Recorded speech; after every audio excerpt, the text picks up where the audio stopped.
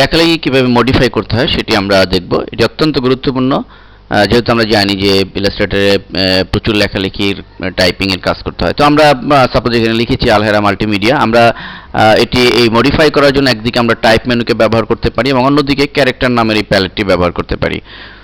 আরেকটি কথা আমাদের মনে রাখতে হবে যে আমরা যদি এই ক্যারেক্টার প্যালেটটি না থাকে আমাদের উইন্ডোতে তাহলে আমাদের এটি নিয়ে আসতে হবে উইন্ডো মেনু। হয়তো উইন্ডো মেনুর আমাদের টাইপের মধ্যে গেলে আমরা এই ক্যারেক্টার প্যালেটটি পাবো। টাইপে ক্লিক করে ক্যারেক্টারে ক্লিক করতে হবে, ফলে প্যালেটটি চলে আসবে। CS2 এবং CS ভার্সনে ক্যারেক্টারটি মূলত উইন্ডো মেনুতে সংযুক্ত করা হয়েছে। এবার আমরা যে কাজটি করব সেটা হচ্ছে যে আমরা যদি এর ফন্ট চেঞ্জ করতে চাই তাহলে আমরা টাইপ মেনু সাহায্যে করতে পারি। একদিকে ফন্টে ক্লিক করে আমরা এখানে বিশেষ সুবিধা পাবো যে টাইপগুলো কি স্টাইলে, এটিকে হ্যান্ড রাইটিং না ভিন্ন কোনো স্টাইলে আমরা অ্যাট এ গ্ল্যান্সে দেখে নিতে পারি।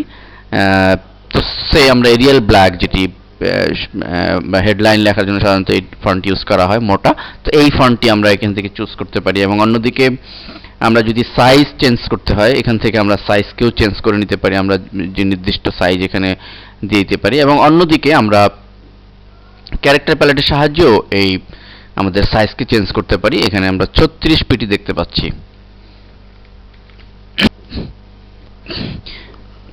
এবং এই ক্যারেক্টার প্যালেটের মাধ্যমে আমরা ইচ্ছে করলে এর যে আমরা এর নিচে যে কম্বো বক্স রয়েছে এখানে ক্লিক করে এটি বোল্ড, ইটালিক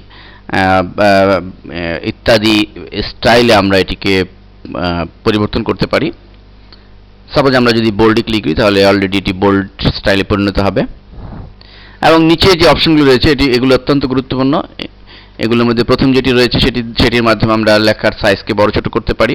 এবং ডান দিকে যেটি রয়েছে এটি অত্যন্ত গুরুত্বপূর্ণ। এটির সাহায্যে আমরা যে একাধিক লাইন থাকে, আমরা এখানে দেখতে পাচ্ছি কতগুলো লাইন, তো এই লাইনের ভিতরে যে গ্যাপ রয়েছে এটি বাড়াতে কমাতে পারি। আমরা উপরেরটি ক্লিক করার মাধ্যমে এটি বাড়াতে পারি, অথবা আমরা এখান থেকে লিখে দিয়েও, সাপোজ আমরা এখানে 100 লিখে দিচ্ছি, লিখে দিলেও আমরা অলরেডি দেখতে পাচ্ছি যে নির্দিষ্ট পরিমাপে কিন্তু গ্যাপ হয়েছে, যেটি কিন্তু আমাদের প্রফেশনাল কাজে কিন্তু খুবই প্রয়োজন হয়ে পড়বে। তো এবং আমরা যদি কমিয়ে দিতে চাই আমরা এখানে সে 88 দিলাম, তাহলে আমাদের সেই আনুপাতিক হারে কমে যাবে।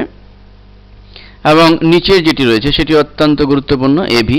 তো মূলত এর মাধ্যমে আমরা লেখার সাইজ ঠিক রেখে এর ওয়াইটকে বাড়াতে কমাতে পারি।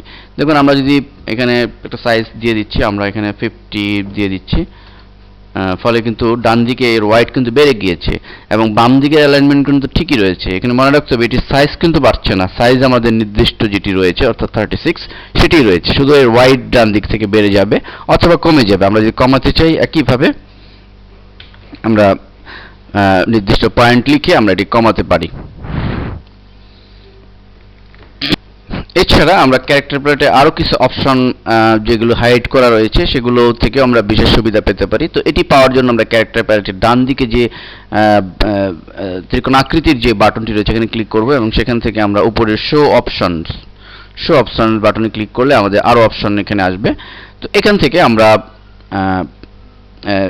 আমাদের নিচে যেটি রয়েছে অর্থাৎ এই ভার্টিক্যাল স্কেল, এটি 100% রয়েছে। এটির মাধ্যমে আমরা যদি এখানে দেখুন যে আমরা 200% দেই তাহলে আমাদের লেখাটি কিন্তু হাইটে বেড়ে যাবে, আমাদের সাইজ ঠিকই থাকবে এবং ওয়াইডও ঠিকই থাকবে, হাইট বেড়ে যাবে। আমাদের এটিও কিন্তু প্রফেশনাল ডিজাইনের কাজে খুবই প্রয়োজন হয়ে পড়বে।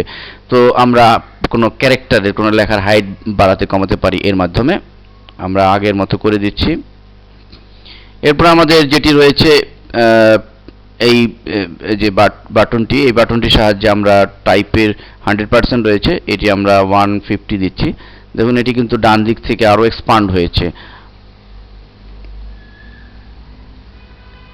এবং আরেকটি গুরুত্বপূর্ণ টুল হচ্ছে ক্যারেক্টার রোটেশন। মূলত CS2-তে এটি সংযুক্ত করা হয়েছে, এর মাধ্যমে লেখাকে আমরা বিভিন্ন স্টাইলে রোটেশন করতে পারি। সাপোজ এই লেখাটিকে যদি আমরা রোটেট করতে চাই ভিন্ন স্টাইলে, তো এইখানে এই রোটেশনে আমরা ডিফাইন করে দিতে হবে। যেমন সাপোজ আমরা 90 ডিগ্রি দিচ্ছি, ফলে আমাদের এই হেরা লেখাটি দেখুন রোটেট হয়ে গিয়েছে।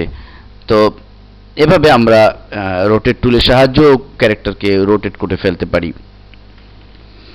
আমরা টাইপিং মডিফায়ার আরেকটি বিষয় দেখবো, সেটা হচ্ছে প্যারাগ্রাফ। তো প্যারাগ্রাফে ক্লিক করবো আমরা ক্যারেক্টার প্যালেটের। এই প্যারাগ্রাফে ক্লিক করলে আমাদের প্যারাগ্রাফের যে সমস্ত অপশন রয়েছে, যে অ্যালাইন রয়েছে, এগুলোর মাধ্যমে আমরা অ্যালাইনকে নির্দিষ্ট করতে পারি। অ্যালাইন লেফটে অলরেডি ডিফল্ট থাকে, আমরা যদি সেন্টার করতে চাই তাহলে দেখুন অলরেডি কিন্তু লেখাটি সেন্টার পজিশনে চলে এসছে। এবং রাইট অ্যালাইনমেন্ট করলে লেখাগুলো কিন্তু রাইট, ডান দিকে দেখুন অ্যালাইনমেন্ট, রাইট অ্যালাইনমেন্ট হয়েছে।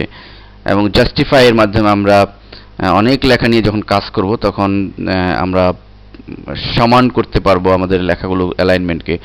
তো মূলত এই প্যারাগ্রাফের সাহায্যে আমরা আমাদের টাইপিংয়ের কাজগুলোকে সুনির্দিষ্টভাবে করতে পারবো।